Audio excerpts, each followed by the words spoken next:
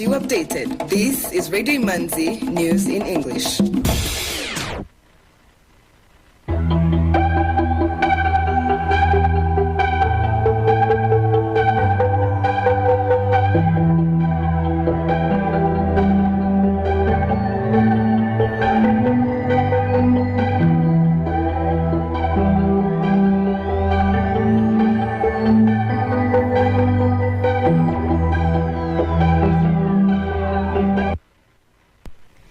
This is Radio Imanzi, broadcasting from Kigali. Here is the news in English, brought to you by Fiona Umuganwa. The headlines. This morning, President Paul Kagame and President Macky Sall of Senegal held a tete-a-tete meeting. The Digital Cooperation Organization has announced its collaboration with Rwanda to facilitate the use of data. Rwanda is now self-sufficient in seed production, including maize, soybean, and wheat. Kenya and Ethiopia have started talks on Nairobi's plans to buy electricity from the Grand Ethiopian Renaissance Dam.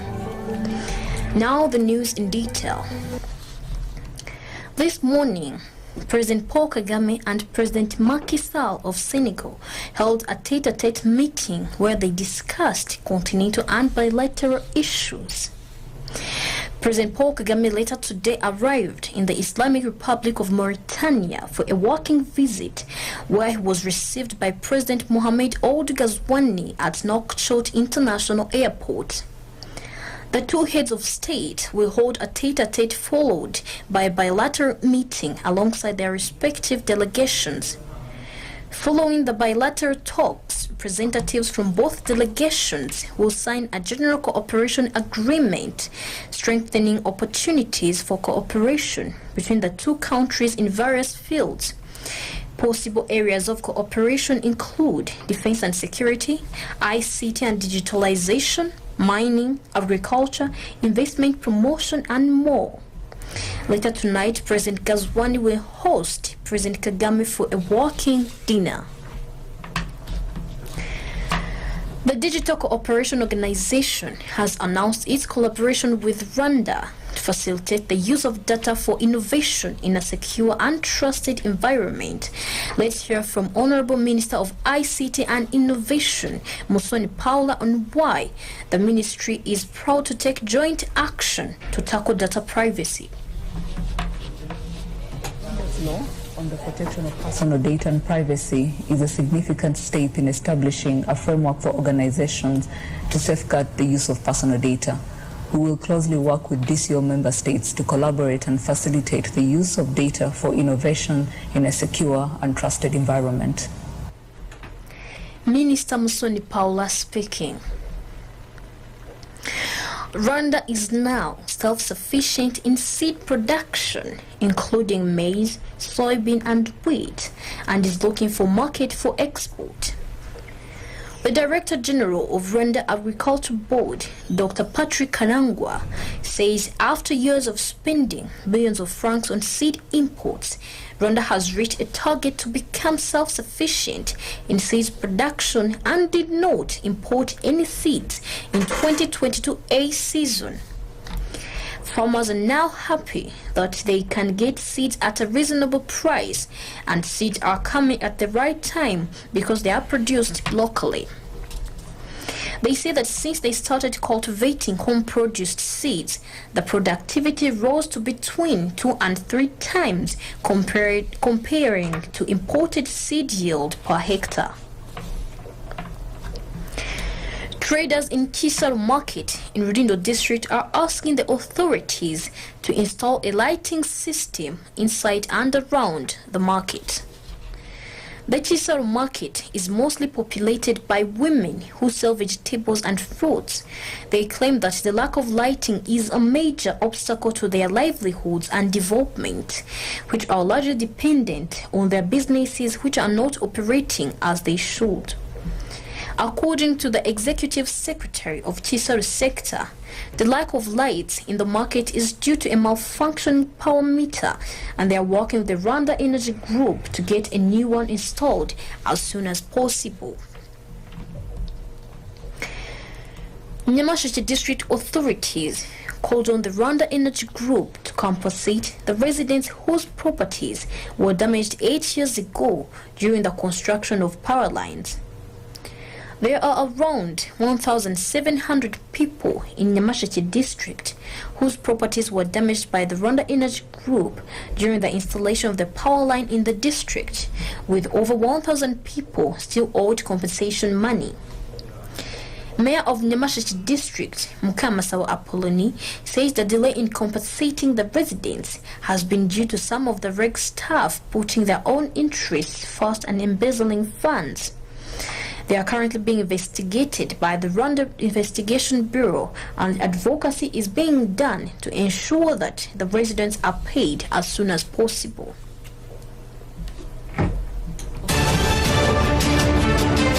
Some items of international news on Radio Imanzi.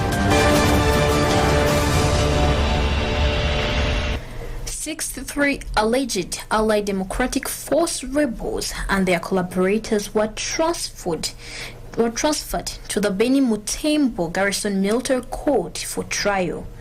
They are prosecuted for several serious offenses, in particular participation in an insurrectionary movement, murder, crime against humanity, and assassination. These rebels were identified as Congolese, Ugandans, Burundians, Rwandans, Kenyans, and Tanzanians. They have been arrested between 2017 and 2022 by the Armed Forces of the Democratic Republic of the Congo and the intelligence services in combat zones, as well as in large cities after denunciation. Ethiopia's ambassador to Kenya, Meles Alem, announced today that Kenya and Ethiopia have started talks on Nairobi's plans to buy electricity from the Grand Ethiopian Renaissance Dam that began generating power on Sunday. Ambassador Meles said that power exports to Kenya are part of Ethiopia's economic diplomacy, which is at the center of the country's foreign policy. The Nairobi meeting came a day after Ethiopia announced that its controversial dam on the Blue Nile River had begun generating electricity. Tanzania's Vice President Philip Mupango said that countries who benefit from the Nile River should shun individualistic tendencies that could create enmity and instead work towards a collective agreement beneficial to all. He made the remarks during a function in Dar es Salaam to mark the Nile Basin Day. Participating in the event were representatives from Nile Basin member states, including Kenya, Uganda, Rwanda, Burundi, the Democratic Republic of Congo, Egypt, Ethiopia, South Sudan, Sudan, and Tanzania. He pointed out that with good management and a collective agreement, the resource will be sustainable for future generations. There are African countries that are in conflict over this resource and have reached a point of equating this resource into a cause. Cooperation in the use of shared resources is possible. Member states must ensure good distribution and management. The United Nations Security Council has called for tougher action to tame violence in the Central African Republic, whose government is struggling to settle down more than a year after elections. At a briefing on the United Nations Multi-Dimensional Integrated Stabilization Mission in the Central African Republic, members of the Council said the mission may need a stronger mandate to defend communities against violent groups. Michel Xavier Biang, Gabonese permanent representative to the United Nations, on behalf of the three African representatives, often known as the A3, told the Council that the attacks by the armed groups were hurting the search for peace. The groups have recently targeted civilians, peacekeepers, and humanitarian workers. The A3, which also includes Kenya and Ghana say there should be more commitment from the international community to effectively cut off the supply chain to the rebel groups. Ukraine wants security guarantees from Russia as a step towards ending the standoff between the two countries. President Volodymyr Zelensky said in a briefing this morning with his Polish and Lithuanian counterparts. Bracing for a possible invasion, the country also announced the mobilization of its reservists and urged its citizens to leave Russia. Ukraine's parliament has also approved a draft law allowing citizens to carry firearms.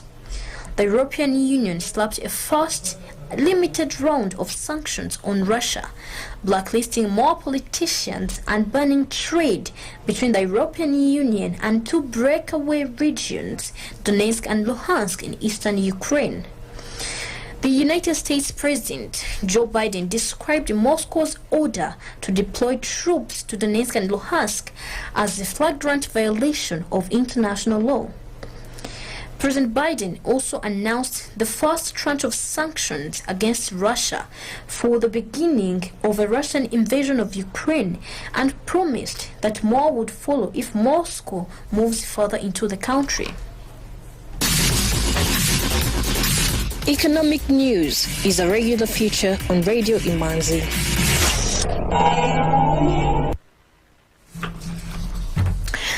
Now the Rwanda Stock Exchange market report of today.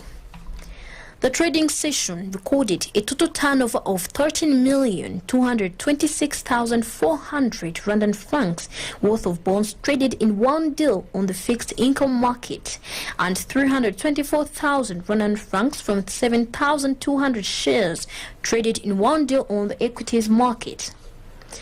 The I&M Bank counter closed at 45 Rwandan francs. The trading session recorded a total turnover of 324,000 Rwandan francs from 7,200 shares traded in one deal.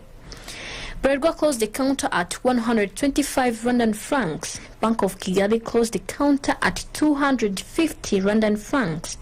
Simerwa closed the counter at 120 Rwandan francs. M10 Rwanda closed the counter at 180 Rwandan francs. Equity closed the counter at 440 Rwandan francs.